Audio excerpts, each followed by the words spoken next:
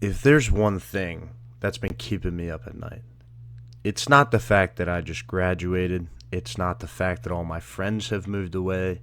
It's not the fact that I'm incredibly lonely or that I'm unemployed. No.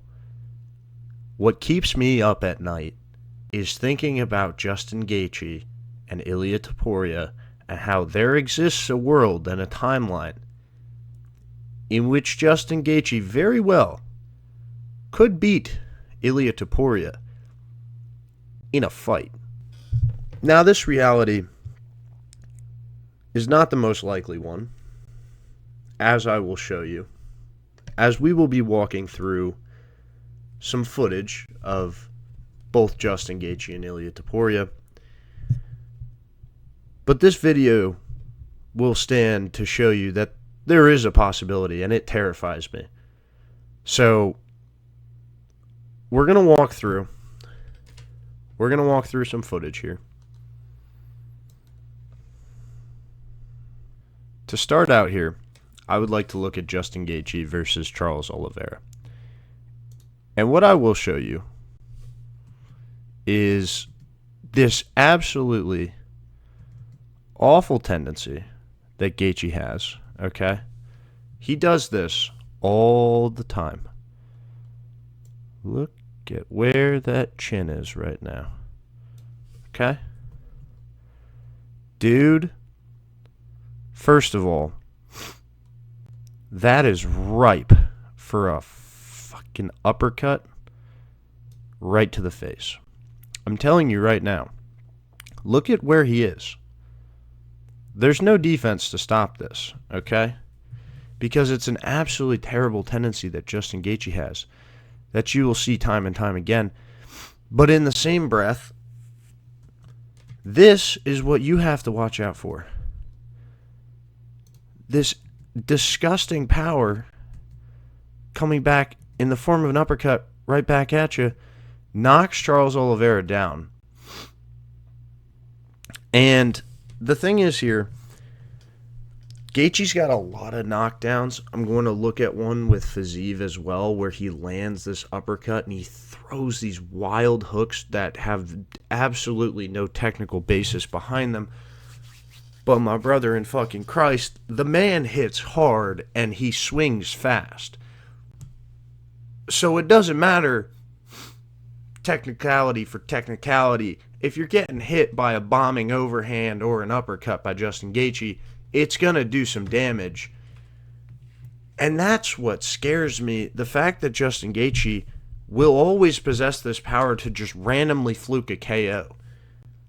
Now, we will see that Ilia Topuria's boxing defense, phenomenal. I would actually like to point out something Charles Oliveira does here. Okay? Right here. Do you see it? Watch what Charles Oliveira does with his head. He dips his head in the same way that Gaethje does, okay? He dips his head. Look at where his head is. And as he comes back up, Gaethje is swinging this uppercut right into the chin of Charles Oliveira, and he hurts him. Okay? He hurts him. Now, it was actually the hook that did it, I guess. So, lands that, but he lands that hook as he stands up. Bang! That right hook right across the chin. But it was the uppercut that brought him up to land that hook. That was the same thing, the same tendency that Gaethje has to dip his head like that. It's a terrible tendency to have against somebody with a lot of power who's a good boxer. And what happens? Oliveira goes down. Now, I know it's Oliveira, and he's not fighting Oliveira. He already beat Oliveira. But it's something I want to point out. It's something I want to point out because that tendency to dip your head is a bad one that Gaethje has, and he does it all the time on the feet. And I do believe that is exactly where Topuria is going to take advantage of him. What do we see here? What did we just see? What did we just see? Dip, Oh, it didn't pause. Let me back that up. Dip. Dip. He dips his head. He dips his head. As soon as strike's coming in his direction, dips his head. You're telling me this arm of Ilia Topuria is not swinging right up into the fucking nose of Justin Gaethje. Ilia Topuria's ability to read boxing situations, I don't know how to word that, you know what I mean, is second to none. Bro, he's landing that all day. Especially when Gaethje just fucking does this all the time. These clips are a minute apart. He does it all the time. Oliveira even landed an uppercut there. It didn't do really any damage, but he landed it. And you see the way that Gaethje just wings over. Look at, oh my God, swings this hook. Look at how out of fucking position he is after he swings this hook. Dude, oh my God. Right hand. Bam. Bam. A right hand from Topuria is not missing there. These are the situations. Hands down, swinging a horrible overhand. These are the situations where I see Topuria knocking Gaethje the fuck out. Now we even see Oliveira take advantage of it. He landed an overhand right there, a straight right. You do that against Topuria, and he's not, like, you're not just going to be able to absorb too many of those, if any at all. One might be enough. Look at this. I randomly paused it. Look at this. Dude.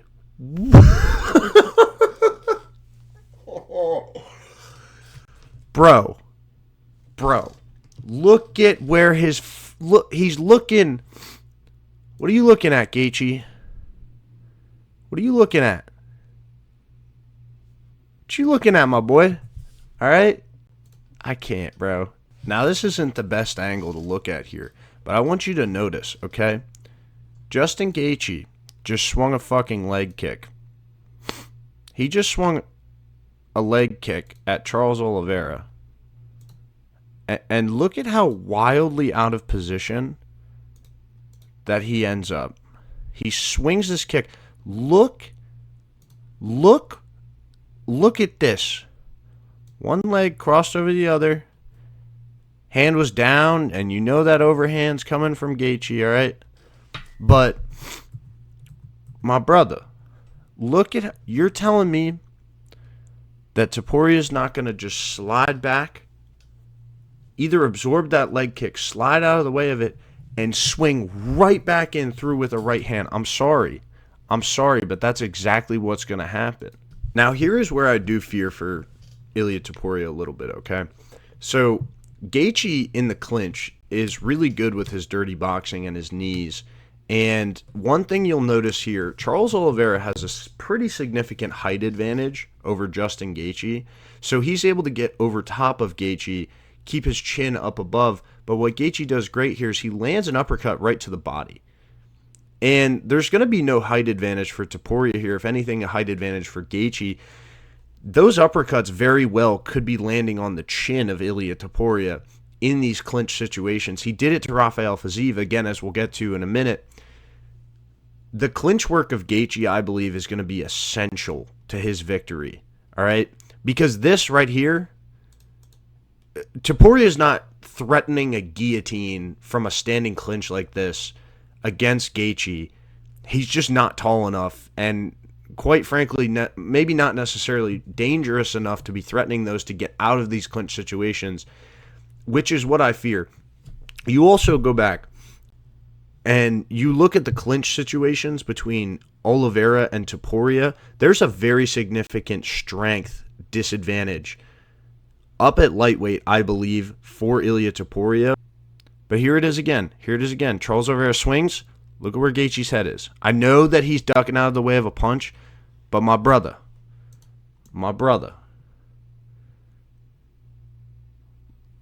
look.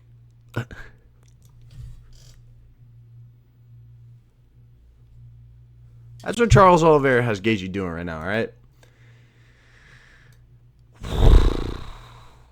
Look it. You can see Oliveira taking advantage of it. You see him duck his head here, right? You see him duck his head here. Oliveira puts his hand on the back of his head, keeps his head down for a second, and you'll see slams that right hand right through. Slams him with a right hand. Absolutely nails him. All right? You can't take shots like that from Ilia Topuria. His power is different, bro. I'm telling you, you can't just take shots like this from Topuria. Dips his head, bang! You can't, like, Topuria's putting you out. Gaethje, with that stupid-ass head duck he does, he makes himself susceptible to those types of moments. Now, this is just embarrassing. Like, brother. My brother. Come on. I mean, this is just honestly a hilarious visual. Right? What are you looking at? What are you looking at? But notice, swings this fucking overhand, block. Charles slides out of the way. Gaethje is reckless on the feet. Absolutely reckless. And these types of moments will happen against Ilia Topuria because of how slick he is on the feet. Here it is again. Dips his head. What does he run into? A fucking uppercut. Oliveira's making the read now. He's making the read now. You dip your head, you're running right into an uppercut. He starts punishing the head dip. Now here's the sequence that actually sits Gaethje down in this fight, right? Throws a leg kick. Where are his hands? Look at where his hands are. Right down by his side. Can't do that. You cannot do that. Okay? Charles Oliveira grabs the back of the head. What is Gaethje doing with his hands? What is Gaethje doing? He lands that overhand right again.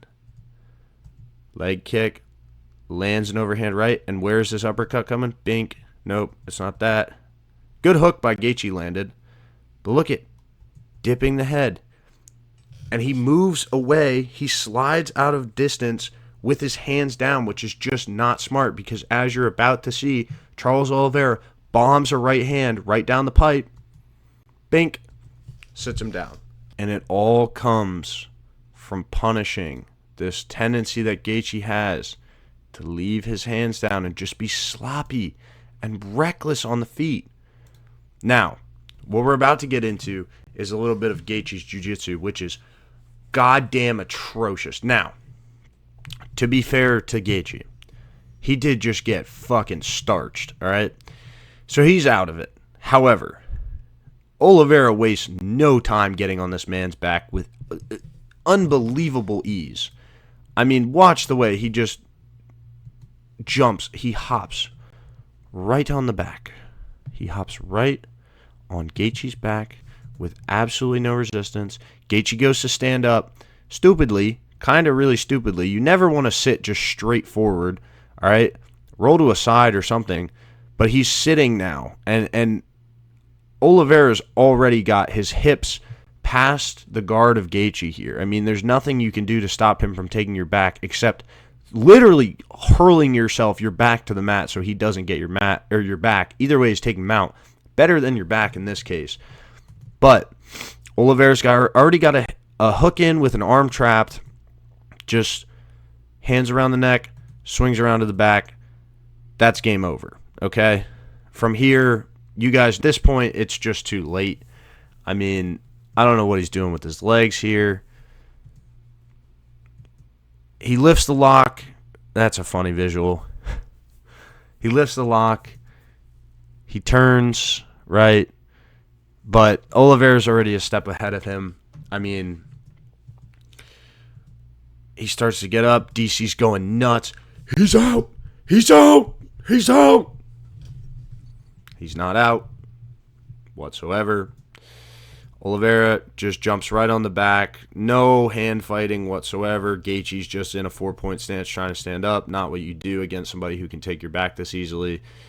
And instead of fighting the choking hand, Gaethje's just got his hands flying around, and that's good night. So I know I am very scared that Gaethje might win this fight, but at the same time, I also have the utmost faith in Ilia Topuria that he's not going to lose, because Gaethje has really, really, really bad tendencies on the feet and even worse tendencies on the ground. So now we're going to hop over and look at Ilia Topuria versus Josh Emmett.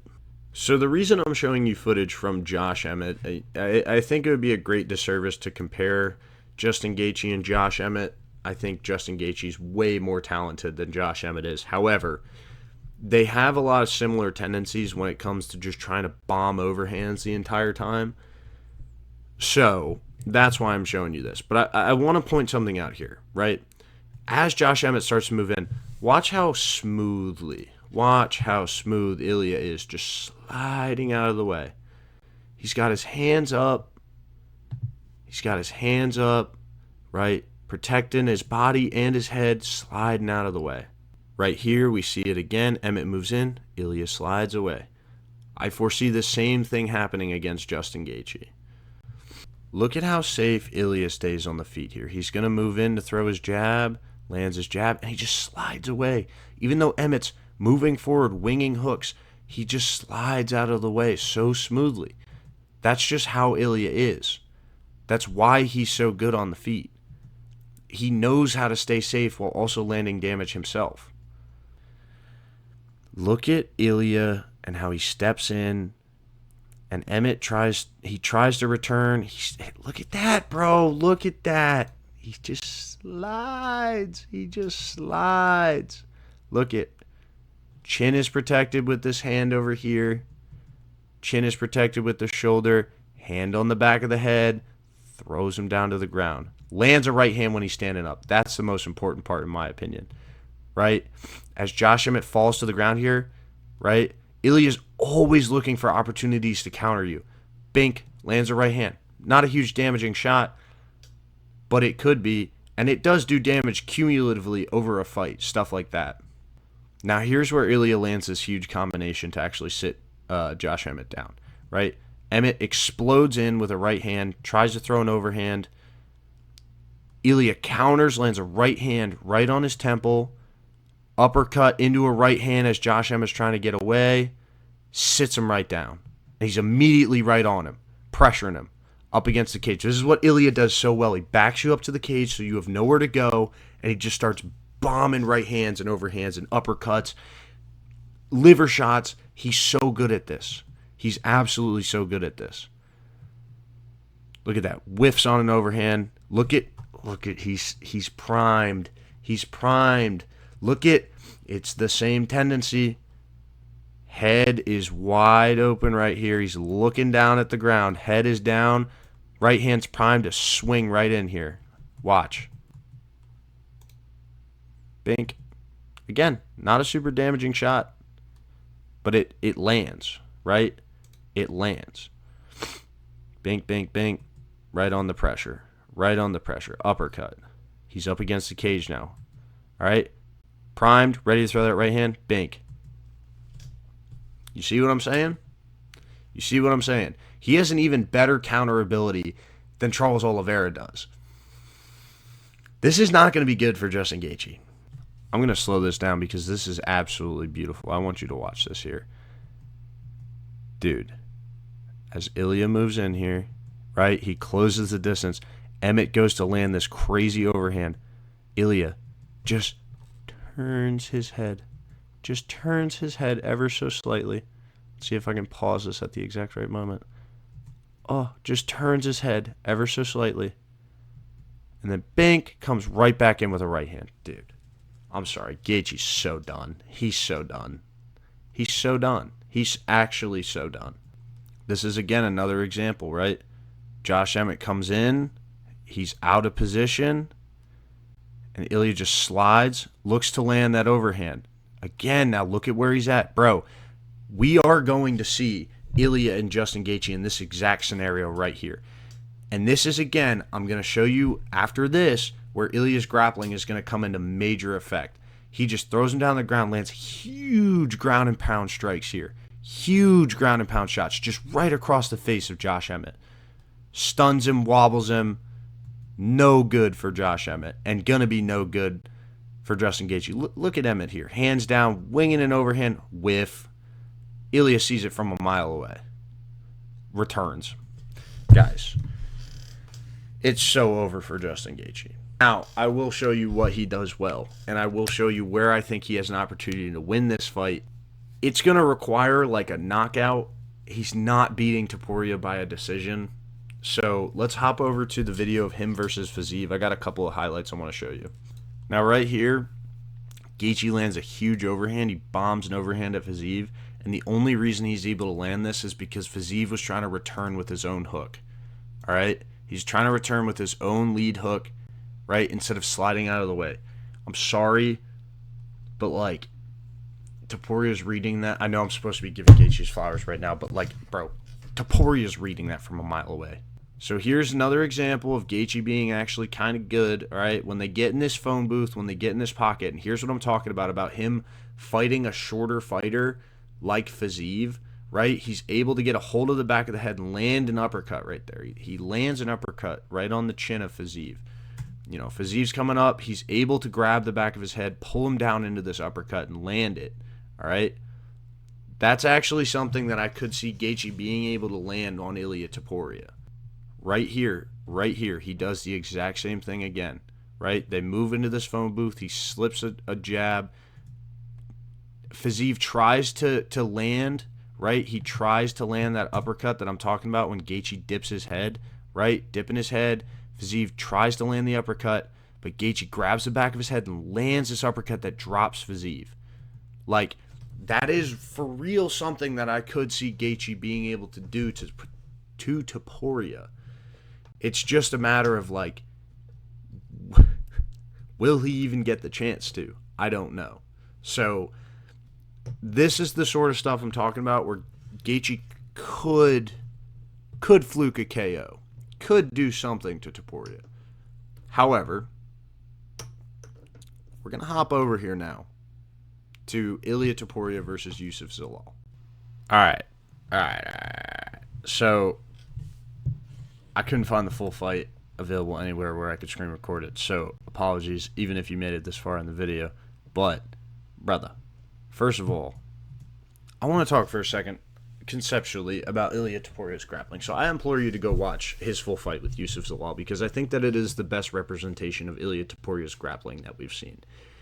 The dude's grappling transitions on the ground are so smooth. They're so unbelievably smooth. And as somebody that does jiu-jitsu, there's a very clear difference between somebody who is, like, good and somebody who for real is like a dangerous threat at all times on the ground. And one of the biggest indicators of that, in my opinion, from just being able to watch them is the smoothness and the efficiency of their transitions in scrambles. Watch Ilia Topuria, and I'll show you a couple of them. This is kind of broken up into highlights. I found this on Reddit. Whatever. But you'll be able to see just the pure, like, effortlessness that he has on the ground. Call me crazy. It's similar to Charles Oliveira. There, I said it. Let's just watch. First of all, Ilia's wrestling, beautiful. Watch this takedown. Just a fucking beautiful lat drop against Youssef Zalal. That's the first thing. Second thing, watch how easily he slides into mount. Zalal's a real, like, a real-time grappler, bro. Like, he is good. We watched this fight against Zalal, or fucking hell. We watched this fight against Aljamain Sterling. He can keep up on the ground with anybody. Topuria was making him look simple. Granted, he wasn't able to submit him. Zalal's got really good submission defense, but Topuria just writing him out like it's nothing. Keeping that pressure of his chest down. He's keeping his chest down. He's pressuring down the arm of Zalal so that he can't block Topuria from sliding into mount. So now Topuria's on the back, or he's kind of in mount. Zalal's on his side. He starts to turn. Ilia Topuria's either going to finish you here with some bullshit like arm in rear naked choke, or he's taking your back. He starts transitioning now. He goes for a weird guillotine, which he uses to flip Zalal over. Zalal gets in a turtle. He goes for a seated head and arm triangle, which is just a nasty choke. And the fact that he wasn't able to even finish this here is kind of crazy. I think it's because Zalal was able to get to the fence and kind of use that to flip around and flip over. But now Topuria is going to start transitioning this into an anaconda choke, as you can see here. Arm across the neck, under the shoulder. Fuck you, DC. Know the difference between an anaconda and a darce. He can't finish this here because Zalal is able to keep the pressure off with that hand he has posted against Ilia Topuria's shoulder here. Ilia is not able to get a good lock and a good squeeze. And he's posting against his hip, so Ilia can't. In order to finish an anaconda, essentially, you need to walk your hips this way so your body ends up. Ilia's body needs to be essentially perpendicular to Zalal's so that he can force. You can see the amount of pressure he's putting on Zalal's neck right here. He needs to get his body, his hips need to move about a foot this way in a clockwise direction, right? He needs to go like this in order to put the amount of pressure down on Zalal's neck to finish this choke. So he's not able to do that because Zalal is posting against his hip here with his hand, not allowing his hips to walk forward. So now, again, they're transitioning. Look at how smooth. He's just following Zalal, just following him. They end up back on the feet. Again, we see right here, look at how smoothly Ilia blends his striking and his wrestling. Body shot. Drops right down to a double leg. All right? Zalal tries to drop to a guillotine. That's not going to work here. Look at this takedown, bro. All right? Zalal goes for a knee. First of all, Ilia eats that shit, and he uses it. He pins the shin of Zalal against his back, wraps up a single leg on the other side, and just uses that to dump him. Just pulls his leg out from under him, bro. That was so beautiful. All right?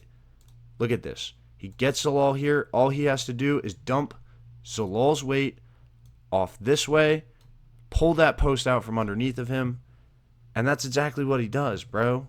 He's so good. He is so good at wrestling. Like, I was convinced maybe Gaethje could out-wrestle him. I am so unconvinced of that now. Just dumps him. Uses that perfectly. Look, Zalal going for an armbar, some bullshit here. Ilia slides his way right out beautifully. Hips right past the guard. All right. We see him now starting to set up more submissions, right? He's looking for potentially a guillotine setup here. He does eventually get out of half guard, passes into mount. Like, bro, I'm sorry. I'm not sorry. If Gaethje ends up in this position that you see right here, all right, Ilia Topuria is submitting him. I think there's a real possibility that Ilia Topuria submits Justin Gaethje in this fight. I'm sorry, Gaethje's submission defense is so dog shit, and Ilia Topuria is elite at jiu-jitsu. I think it's a real possibility. At this point, I'm just kind of nerding out about these transitions on the ground. Look at the way Ilia posts his head, all right? He's just following Zalal, right? Remember what I said in my breakdown of Hamzat. It's a hip height battle. Whoever can get their hips higher in these transitions wins. Look at the level of Topuria's hips. Look at the level of Zalal's hips, all right? That's why Ilia wins this scramble, and he ends up taking Zalal's back. He almost does. He falls off. Granted, they're tired. All right, I'll shut the fuck up. But he could have taken his back there. All I'm saying. So I will leave y'all with this, all right? If I'm in the camp of Ilia Topuria, I'm saying, look, Rufus is going to go out there, and he's going to try his best to wing overhands and land hard calf kicks and knock you out, because I think that's his only path to victory. If I'm Ilia, to stay safe on the feet, as soon as I see an overhand coming back in my direction, I'm sliding out of the way like I did against Josh Emmett, and I'm returning fire with a right hand right down the middle. Or an uppercut when he drops his head. And whatever I do, if Gaethje tries to clinch me, it's panic code red. I'm out of there as quickly as I can, or I'm dropping down for a takedown. I think if he does those things, he will knock out or submit Justin Gaethje, bro. and it's only a matter of time until it happens. If I'm in the camp of Justin Gaethje, I'm saying, look, our only path to victory here is by knocking Ilia out, fluking a KO over him. And the way that we're going to have to do that is not by winging wild hooks on the feet, but by getting into those clinch situations, baiting Ilia in so that we can clinch him up and land our dirty boxing combinations, those uppercuts in the knees. And frankly, I think that's the only way that he wins this fight. He's not going to outstrike Ilia for 25 minutes. He's not going to outgrapple Ilia Topuria. There's no path to victory for Gaethje outside of knocking out Ilia Topuria, which is always a possibility, but I just don't think it's happening by him winging crazy hooks. I think it has to happen in the clinch with his dirty boxing. So there's a bug on my monitor. That's all I got for you guys. I hope you enjoyed this breakdown. I hope that it was insightful, and let me know what you guys think. If I'm tweaking, if I'm tripping, tell me. All right, leave it down in the comments. Drop a like, subscribe. I will see y'all in the next one. Peace out.